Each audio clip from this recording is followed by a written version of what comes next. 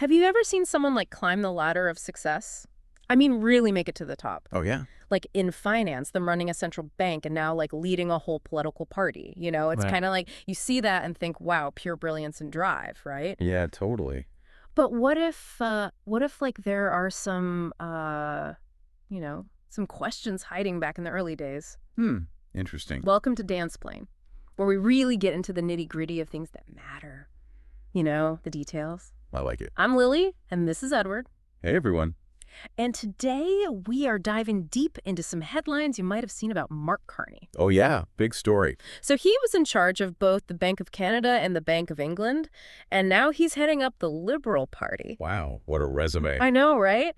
But what we're really looking at today is a report about his doctoral thesis from way back in 1995 from Oxford. Okay, getting into the archives now. Yeah, kind of. And it's, there are some pretty serious accusations of plagiarism going around. Plagiarism, huh? Yeah. That's a big deal. It is. So we're working with this exclusive report that came out just today, March 28th, 2025, from the National Post. Hot off the presses. Exactly. And in this article, they talk about how several academics looked at Carney's thesis and found 10 instances of what they believe is plagiarism. 10. That's a lot. Yeah, it's not just like one little thing. So our goal today isn't to like point fingers or anything like that. Right. We just want to like break down the information in this report. You know, Makes sense. see what these accusations are all about, how people are reacting, and what this whole thing maybe tells us about academic work and the scrutiny public figures go through. Totally, because you know they're under a microscope. All the time. Right. So to start off, what are these initial accusations that the article brings up? Laid it on me. Okay, so according to the National Post, 3 university academics took a close look at Carney's 1995 Oxford economics doctorate, Okay. which was titled The Dynamic Advantage of Competition. Catchy. Right. Yeah. And they say they found 10 instances where Carney allegedly used material from 4 earlier works. Like what kind of material? Like direct quotes, paraphrases, even slightly changed quotes, but without giving the original authors credit, you know, like through citations or acknowledgements. Ah, I see. So like not giving proper credit where credit's due. Yeah, exactly. And the article quotes Jeffrey Sigalet. He's an assistant professor at UBC, and he sits on their committee that deals with student discipline, you know, including plagiarism. Oh, wow. So he knows his stuff. Right. And he's quoted as saying he's just directly repeating without quotations. That's what we call plagiarism. Straight up. I know. It's like he's not holding back at all. So it really shows you how serious these claims are. Definitely. So they just like throw these accusations out there, or do they give specifics? Oh, they get into the details. The National Post actually provides specific examples comparing Carney's thesis with the original sources side by side. Oh, wow. So we can really see it. Exactly. So, for example, on page 206 of Carney's thesis, he writes, "First, government intervention can impede international competition and artificially support domestic profits." And then he goes on to say, second, in an industry or an economy where many firms are following harvesting strategies, firms may maintain profitability even though they are losing competitiveness. And what's the problem with that? Well, the article points out that these sentences are almost exactly the same as sentences found on page 797 of Michael Porter's book, The Competitive Advantage of Nations from 1990. Oh, so he's like borrowing from Porter. Yeah, and the only changes Carney made were adding the word "an" and "even." So when you see them laid out like that, it's hard to miss the similarity. Yeah, that's pretty blatant. Right.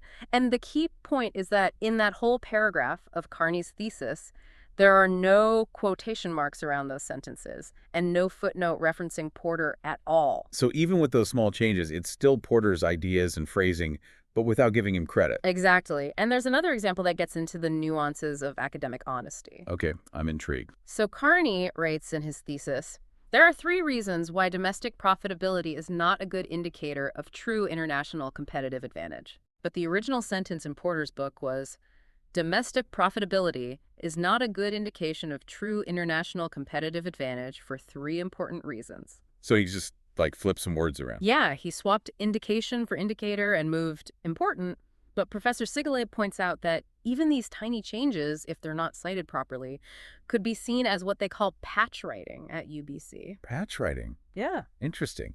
So even small changes matter. They do, because it's Well, about giving credit for the original idea and how it was expressed. Even if you rephrase it, the intellectual property still belongs to the first author. I see. So you can't just like tweak a few words and call it your own. Nope. And the article really highlights the expectation that someone at the PhD level should totally understand these citation rules. Yeah, you'd think so, right? Exactly.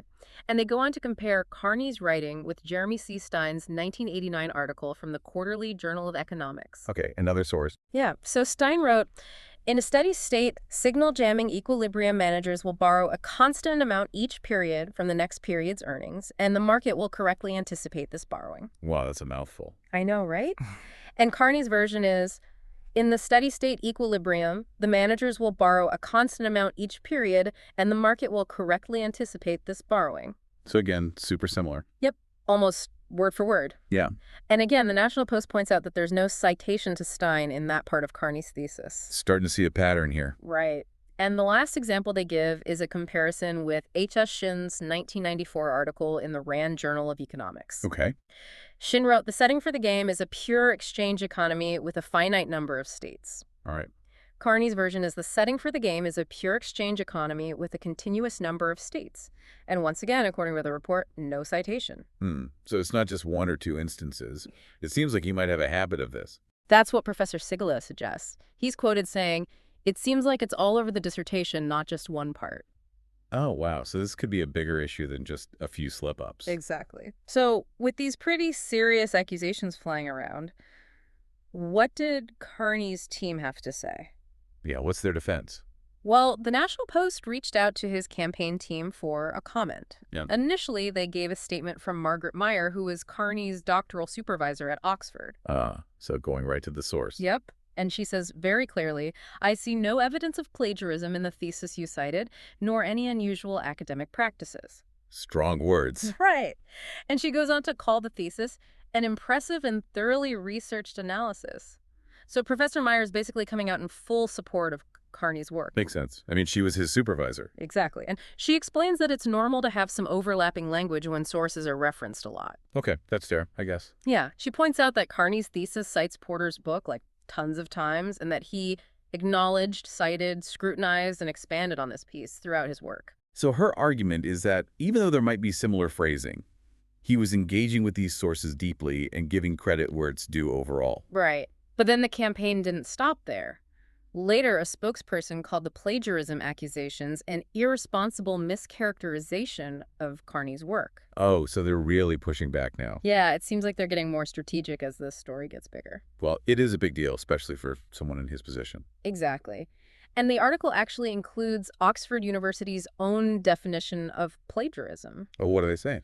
It's presenting work or ideas from another source as your own by incorporating it into your work without full acknowledgement. Pretty standard definition. Right. And to add to that, the National Post talked to a professor and Oxford graduate who wanted to remain anonymous. Probably scared of getting sued by Carney. Yeah, maybe. Yeah. And this professor said that those passages they highlighted would probably be considered plagiarism under Oxford's rules. Interesting. So even though Professor Meyer defended Carney's work, this other expert is saying it looks like plagiarism. Yeah, it's like two different perspectives on the same thing.